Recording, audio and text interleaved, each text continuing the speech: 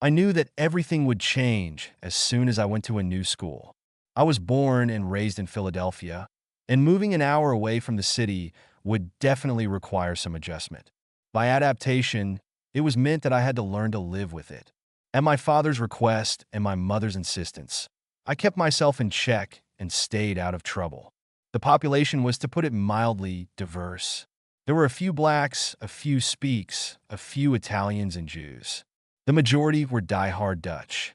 These were not Amish or Mennonites, but simply German Lutherans who dominated the area and everything in it. It was a real melting pot, so I didn't have much trouble adapting, but I missed my friends from Philadelphia. After graduating from high school, I stayed in the area mainly to be closer to my family.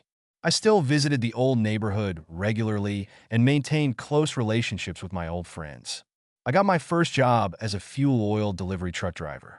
A few years later, I was already working inside the company, sending and accepting orders. I developed a talent for business, and I could really imagine myself owning a similar enterprise in a few years. I had no problem finding friends of the opposite sex, and my personal life was better than I expected. When I got married, my mother was a little disappointed that my new wife was not Italian, but she did her best to make Marcy accepted unconditionally. After the birth of 2 children, Marcy insisted that I have a vasectomy. I had no problem with that, but as soon as the kids started school, Marcy wanted to go to work. My father never thought it was a good idea for a wife and mother to work. I'm not entirely sure of the rationale behind this, but looking back, it made sense. It wasn't that I was against Marcy's work, but I didn't like the fact that she was hanging out with people she knew and grew up with. I liked some of her friends, but not all of them. At school, she participated in all sorts of student activities, and she really liked them. I avoided such things and the people who did them. I always felt that they were a bunch of snobs who sat back and flattered each other's self-esteem. We never discussed what we did before we became together. It wasn't a rule or anything like that. It just happened that way. We had been married for about 10 years when our relationship started to fall apart. Marcy worked in the insurance payments department of one of the local national insurance companies. I got worried when she started working overtime and on weekends. 6 months later, when the deadline for the seminar came up, I realized that I had to get this over with. "Tony, I just don't understand. What's the problem? It's only for 3 days. I've already talked to your mom, and she's agreed to stay with the kids while I'm gone. You'll be home in the evenings. I know you can cook by yourself."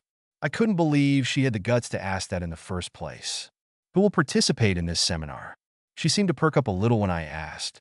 6 girls from the department, Betty Klink from the HR department, and Rodney. I smiled when she said his name. I was amazed that she didn't realize that I knew all about her special dinners and evening meetings with her immediate supervisor, Rodney Foote. Rodney and Marcy grew up together. When he was in school, he was one of those guys who attended all the clubs and participated in all activities except sports. "Do you take me for a fool, Marcy? I don't understand. What are you talking about? I've known about you and Rodney for 6 months now. If you think I'm going to let you go away with him for 3 days, then you're out of your mind." "Tony, what are you talking about? Rodney is my boss. There's nothing between us. I would never have thought of cheating on you. You know that." I looked at the empty Budweiser can in my hand and slowly got up from my chair. On the way to the kitchen, I crumpled a thin piece of aluminum in my hand and threw it into the trash. I missed, but I didn't bother to pick it up. The new jar hissed when I opened the lid and sat back down. Marcy just sat there and waited for me to answer. "You are the mother of my children, and as a mother you do your job well. That's the only reason I didn't kick you out." I talked to my mom and explained everything to her. She said that I should be firm and hope that you would get rid of this for the sake of the children. "If I leave you, the court will give you my children. I can't let that happen." "Did you tell your mother that I was cheating on you?" "No." A woman from the church told her. I just didn't deny it when she turned to me with a rebuke. "You're not serious. I don't believe you. Why are you saying all this?" I took a long sip of beer and smiled. "Rodney lives at 321 David Drive. It's only 3 blocks from your office. You and your boss usually go there 3 times a week and stay for almost 3 hours each time. What are you doing in his apartment for 3 hours? After you explain this to me, you can tell me about the overtime you spend at work. Did you know that your office cleaner also goes to church with my mother?" Her eyes filled with tears, and her lower lip was trembling. As long as you don't publicly embarrass me or my family, I won't do anything. If this changes, then all bets are off. You can leave or stay, but you will never take my boys away from me. She was definitely upset when she jumped to her feet. Damn you, Tony. I hate you. You macaroni bastard. With that, she left the room, sobbing. It was the first time she cursed at me, and the first time she made a derogatory remark about my background. The Duchess in her finally showed up. We had two boys, Terry and Rick, who shared a room with a bunk bed. The third bedroom was a guest room. I've been sleeping there since that day. It was a rented house. We had over $60,000 set aside for the down payment on our dream home, but my dream turned into a farce. Nothing more was said about the seminar. Marcy was no longer working overtime. She brought her lunch to work by herself. The atmosphere of the house was not cool, but rather cold and dank. Mom didn't have any new feedback from her friends from the church. Everything seemed to be back to normal, but I felt uncomfortable. Against my better judgment, I agreed to accompany Marcy to a Christmas party in her company. I didn't want to let her go alone, and I felt that I could spend the evening in peace, just out of the way. It was a good plan, but full of flaws. The company rented a hall with a dance floor, a buffet table, and several open bars. I was able to drink 3 beers all evening and not feel any intoxication. By the time we got there, only the big players of the company had free tables. It was quite obvious that all the employees avoided these places. For the first hour, everything seemed to be in order. I noticed Rodney at the other end of the room, hanging out with some buddies. A few of the guys Marcy worked with invited her to dance, but old Rodney stayed away. I was glad I let her dance because I didn't want to. I had just started drinking my 3rd beer when I noticed Marcy and Rodney exchanging glances. It mostly consisted of nods and head tilts, but something was definitely going on. I tried my best to look bored and indifferent, but I didn't take my eyes off them. My wife excused herself and went to the ladies' room. I quickly looked around the room and noticed that Rodney was gone. It was incredible. After we discussed everything at home, it was completely stupid of her to try to meet this jerk when I was in the same building.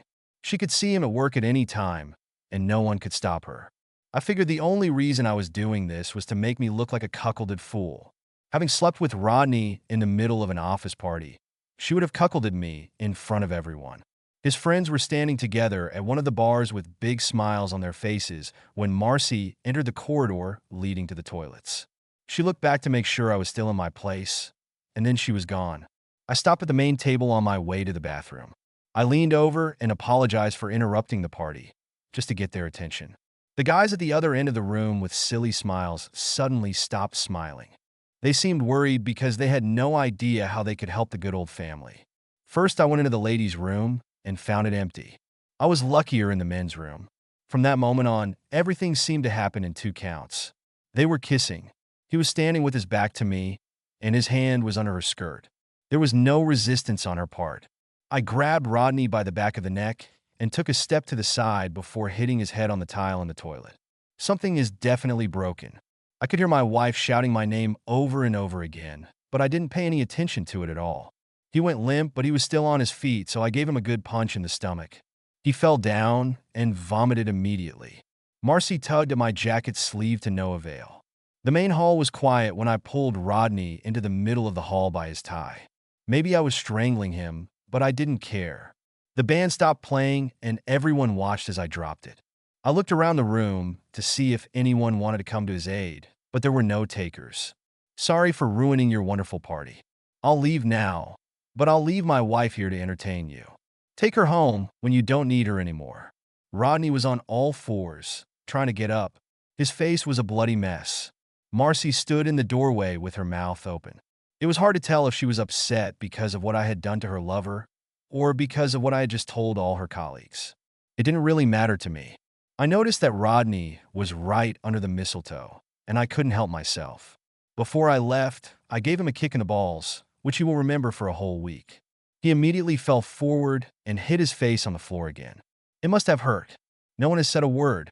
I called my mom from the car and asked her to pick up the boys. Leaving the city for a few days seemed like a good idea to me, and I didn't want to leave the children with their mother. I was sure that she would not be able to take proper care of them. On the way, I made plans and had no idea what I was going to do or where I was going. My boss didn't mind giving me a week off. When I arrived, Mom and Dad were already there. After paying the babysitter, I helped the boys pack up. My only bag contained mostly socks and underwear, but I put some shirts and pants in there just in case. Before I left, I took the box with the money from the rafters of the basement. Banks paid less than 1% on savings accounts, so I decided to keep the money at home. I know it's stupid to keep $62,000 at home, but I think that's what I inherited from my mom. She used to keep large stocks all over the kitchen. I was just turning off the lights when a taxi pulled up and dropped Marcy off. She came in and sat down on the sofa in silence. She looked more worried than furious, more upset than scared. I told you there was only one rule. Don't humiliate me or my family in public. You just couldn't resist doing it, could you? I waited a little while for her to cry, and then I went out the door. It was a little after 9 when I hit the Schuylkill Expressway. Damn, the party didn't last long. At least for me. I decided that I would spend a few days in Atlantic City before returning home. But first I had to see my old friend Sal. Sal had a diner in the old neighborhood. It wasn't like the window dressing you see in Philadelphia travel movies, but rather a convenience for people who lived nearby. His main income came from other endeavors that most of us either ignored or took part in. He lived on the second floor and worked in the back room. It was like the good old days. After I explained my situation to him, he agreed to help me. Tony, it's going to cost you 20. Can you handle this on your own? Or should I find you an alibi? I thought it all out in advance. No problem. Do you want it to be hectic or quiet here? Transparent. No fuss. Nothing. You need to leave for a few days. Have you cooked anything yet? No. I was thinking about going to Atlantic City. How about 6 days and 7 nights at the Taj Hotel? What are you talking about, Sal? I have some plans for the future. I think it would be good for you. It sounds tempting. Are you going alone, Tony? Yes. All this happened spontaneously. I didn't have time to invite guests. You shouldn't be alone. You need someone to confirm that you were there. Wait a minute. Sal picked up the phone and dialed a number that must have been familiar to him. Carla, this is Sal. Get yourself cleaned up and get your ass over here. There was a short pause. No, nothing like that. You're going on vacation. He was giggling as he hung up the phone. Tony, do you remember Carla, the eldest daughter of my brother Michael? Yes. A chubby little girl with dark brown eyes. I remember she was always laughing. How old is she now? Sal smiled when I thought of his niece. She's 23 now, Tony, and she's not chubby anymore. Suddenly, I realized that Carla was going to accompany me on the trip. I felt a little awkward since she was Sal's niece, but damn it, he set it up. Tony, do you have a credit card? I have 2 of them. I was going to cancel them on Monday morning. No, don't do that. I want you to use these credit cards as often as possible. Eating out, room service, and even some cash payments at the casino, but don't overdo it. You need to show a card to prove that you were there. Arrange everything by time so that it doesn't look like you could sneak back home. It might cost you a couple thousand, but it's cheap insurance. Sal knew his business. It all made sense. While I was thinking about all this, Carla came in. Tony, I haven't seen you since you moved in. You look good. Now I understand why Sal was smiling. Carla was just great. She had amazing dark eyes. Tony needs someone to keep him company in Atlantic City for a few days. Are you ready? Her mood seemed to change a little when he said that. Aren't you still married? She addressed this question to me. Before I could answer, Sal intervened. His marriage is over, Carla. Tony needs a nurse right now. I knew you always liked him, so I thought of you first. Sal, I'm not going to destroy anyone's family. It's not fair of you to ask me to do this. Why don't you just send one of the girls with him? I don't expect you to sleep with him. Just keep him company and help him forget about his problems. Carla had a puzzled expression on her face, as if she had just realized something. She was not only beautiful, but also quick-witted. I'm sorry. She looked from Sal to me and smiled a little. I'll be happy to come with you, Tony, but you have to promise to buy me some toffee with salt water. Now we were all smiling. It will take me about an hour to get ready. Don't let him drink anything, Sal. I don't want to go there with a drunk. I think I saw her wink at me when she went to get her things.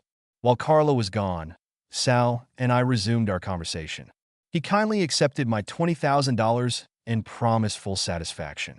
The trip to Atlantic City was uneventful, except that I was forced to tell Carla in detail about the problems that I had with Marcy.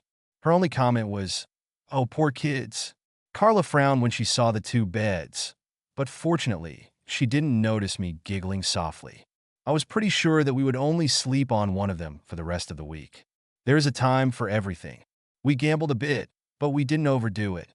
I was smart enough to realize that in the end, I would always lose. Carla was pleased that the game was playing in quarters, and I was just looking for something to kill time with. We spent more time eating and walking along the waterfront than anything else. Of course, we attended all the shows in the city. The first night, I behaved like a true gentleman, but by noon of the second day, Carla and I were already tearing the sheets. My mom was right. I should have married an Italian woman. It was natural, and I didn't feel like I was cheating. On the fourth day, we were preparing for dinner when visitors came to us. There were two of them, not in suits, but in sports jackets. Tony Randazzo, I'm Ray Fritz, and this is my partner Rupert Marks. We're from the Berks County Crime Task Force. Can we talk to you for a few minutes? Carla came out of the bathroom in a bra and panties. She glanced at the two men, walked over to the bed, and picked up her robe. She seemed a little confused, but she understood that they might have come to visit me. Would you like to give me an idea of what we're going to talk about? We would like to talk about your relationship with Rodney Foote. I didn't have a relationship with Rodney Foote. My wife had them. For some reason, they seemed a little confused. Fritz talked all the time while Rupert was busy staring at Carla. We understand that, Mr. Randazzo. We understand that you had a fight with him last Friday at the Christmas party. Why do you ask? Is he making accusations? No. He's disappeared, and we'd like to know if you could help us find him. Gentlemen, before we continue our discussion, I would like someone from the Atlantic City Police Department to be here, and I don't mean the blue suit. If you can't arrange that, I need a lawyer. My lawyer is from Reading. There was no response from my visitors. Carla, get dressed, we're going to dinner. Sorry guys, but we have a reservation for 6 o'clock. The steaks at Safari are amazing. I'll probably be back home this Friday. Do you want me to come and talk to you? They seemed a little dumbfounded. What makes you think that something happened to this guy? Maybe he's just out of town for a while. I asked. On Sunday morning, he was picked up by a taxi when he was discharged from the general hospital, and no one has seen him since. Carla finished dressing, and I put on my jacket. Good. I've been here since Friday evening, and you can check with the hotel staff. Now, if you'll excuse me, we're going to have a couple of steaks. Do you have any more questions? Yes, but they will wait until Friday. Then we are waiting for you. I just nodded at them and gently pushed them towards the door. We all took the elevator down together, and nothing more was said. When we got to the lobby, they contacted the hotel security service, and we went for a walk. Terry and Rick attacked me when I got home. Toffee with sea water made everything even tastier. Marcy, on the other hand, was a little cold. It was clear that she had no idea what was expected of her. After talking to the police, I spent the rest of the day with the boys. I was planning to talk to Marcy tonight. The boys were sitting in front of the TV for the evening, so I sat down at the kitchen table, waiting for Marcy to finish cleaning. She seemed to stay longer than usual, but I didn't budge. Finally, she turned to me and sat down, resting her elbows on the plastic countertop. What did you do to Rodney? She wasn't angry or demanding, but she seemed genuinely concerned. As she spoke, she looked at me and then at the other end of the room, waiting for an answer. I've been in Atlantic City all week. I haven't seen Rodney since the party. You hurt him. I hope so. He was in the hospital for 2 days. You broke his jaw and nose. He deserved it. She seemed to have run out of questions. What were you doing with him in the men's room? I waited a few seconds, but got no response. Why did he put his hand up your skirt? Still no one answered. Marcy wrung her hands and stared at the tabletop. Why aren't you at work? And what are the kids doing at home on a school day? I had to quit my job. There was no way I could go back there again. I picked up the boys from school because your mom said you could be home today. It's time for a confrontation. I told you there was only one rule. You can't do anything that would humiliate me or my family. A simple rule. Why did you feel the need to ruin everything by breaking this agreement? You both just felt like you needed to do something. Why? The longer we sat, the more nervous Marcy became. I slammed my fist down on the table. I asked why. Damn it. Answer me. I do not know why. It just happened. You were sitting in the corner like a lost puppy, and we felt we could take advantage of the situation. We had no idea that you would go crazy. You've been acting like a madman. I was scared to death. At least I got some emotion out of her. Of course, none of this made sense. I didn't even analyze what she said. It was stupid of them while I was there. They had weeks to get together before the party, and I would never have found out about it. No, the only reason they chose this time and place was to humiliate me. All her gibberish won't change that. Marcy, you have 3 options. You can stay here and be a good mother to your children. You can get divorced and leave without children, or you can just disappear. If you stay, we will no longer live as husband and wife, and I will not tolerate any affairs with Rodney or anyone else. Marcy burst into tears at the mention of Rodney's name. Before she could make a choice, she ran out of the room sobbing. I think we'll finish this conversation tomorrow. Adjustments have been made. I rented a small apartment a few blocks from home. It was close enough that the boys could come anytime they wanted. Carla moved in with me. The police talked to me a few more times and then stopped bothering me. Rodney Foote was picked up by a taxi near the hospital and was never seen again. His family offered a reward for any information, but received no response.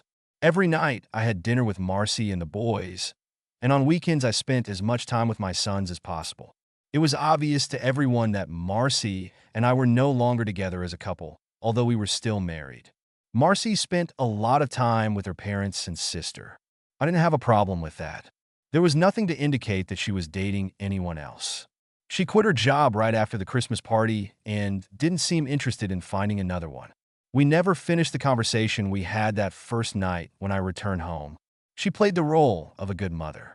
The house was always in order, the boys always ate well and wore clean clothes. I tended the lawn and did the housework. Every week, Marcy received $200 for household expenses, food, and her personal needs.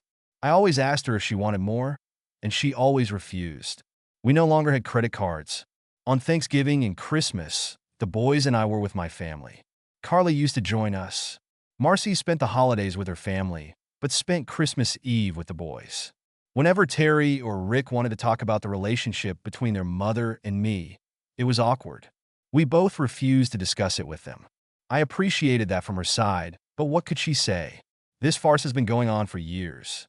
Of course, my meager explanations don't even come close to reflecting what really happened. There were constant complications and disagreements, but we prevailed. At first, Carla and I were fine. Over time, she began to spend more time with her family in Philadelphia and less with me. I couldn't blame her. I was indebted to her for all the efforts she made to make it easier for us to break up. In this scenario, I couldn't divorce Marcy, and while the boys were at home, I couldn't kick her out. These were all restrictions that I imposed on myself, but I forced myself to stick to them. I hated the whole situation, but I couldn't think of an alternative. The boys, however, were able to. Terry was 16 when everything fell into place. The new kid at school was a relative of my wife's ex-lover and insisted on provoking Terry into this situation. This was the first time this had happened, and he wasn't ready for it. Rodney's nephew went to the hospital, and I had to pick up Terry from school. He was expelled for 2 weeks and faced assault charges. Unfortunately, Rick was present when everything went down the drain and insisted on trying to help his brother. As a result, he lost 2 teeth, but gained his brother's admiration for this attempt. Marcy met us at the door when I brought her sons home. Terry immediately began to scold his mother for not telling them about what happened many years ago. Marcy didn't defend herself. She just stood there and listened to her eldest son express his anger. I left them alone to take Rick to the dentist. Rick didn't seem too worried about missing teeth, but I wasn't thrilled about the upcoming dental expenses. When we got home, Marcy was no longer at home. Her car was still there, but that was all. Terry said she just grabbed her purse and left. She didn't say a word to him and didn't explain anything. I took a week off from work to sort things out. Marcy's parents and sister refused to even talk to me. A week had passed, and I still had no idea where she was or what her intentions were. Carla and I moved into this house. At first, it was uncomfortable for us to sleep in the same bed, but the boys took it much easier than I imagined. Everything that belonged to Marcy or was somehow related to her disappeared from the house one day while I was at work. I had no idea what Carla had done with it, and I never asked. Carla took over all the responsibilities that Marcy had previously performed. I made her some credit cards to make her life easier. It's strange that I trusted my mistress more than my wife. I sold Marcy's car and bought a new one for Carla. Family gatherings have become much less stressful due to the new conditions. Carla was much happier, and my mom was thrilled. Terry and Rick had no more problems at school, and Rodney's nephew never returned. Things finally got better, but I was still married. I waited 2 months before going to the police and reporting Marcy missing. In fact, I just declared her as a runaway spouse in order to use this statement when filing for divorce, stating as the reason that she left me. I waited 2 more months and then filed for divorce. She should have been gone for a whole year before the decision was made. I planned everything in advance. Everything has returned to normal in the family. Terry and Rick had no problem getting attached to Carla. They never called her mom, always Carla, but everything was fine. We were more like a family than at any time in recent years. One day, out of the blue, a divorce was announced to me. I was a free man. 2 weeks later, Carla and I went to Elkton and got married. We were a family again. Terry graduated from high school and joined the Air Force. A year later, Rick decided to go to Toledo High School. It all happened so fast. Soon Carla and I were alone. We still haven't heard from Marcy. Mom and Dad moved to Ocala and made everyone promise to visit them at least twice a year. There was nothing holding us back anymore, so Carla and I returned home to Philadelphia. After graduating from high school, Rick opened a trendy butcher shop in Westchester. We saw each other several times a month, and he always had something to surprise us with. About a year later, one of Carla's nieces was getting married, and naturally we had to go. An Italian wedding is a big event. By big, we mean that a lot of people gathered, mostly relatives, but also a lot of freeloaders looking for booze and free food. It didn't matter because there was something to see. We were sitting with friends enjoying the evening when I noticed that Carla was a little nervous. I saw her looking around several times, as if she was looking at something. I took a few quick glances and didn't notice anything. I forgot about it until my wife excused herself and went to the ladies' room. It seemed to me that something was wrong.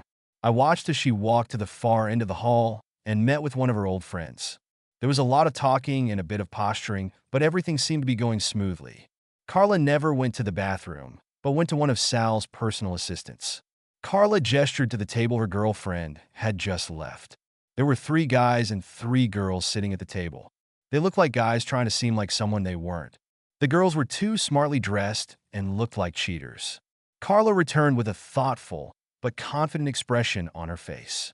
"Tony, we have a little problem. I could tell by the way you were pacing the room. Could you explain this to me? You need to keep your cool.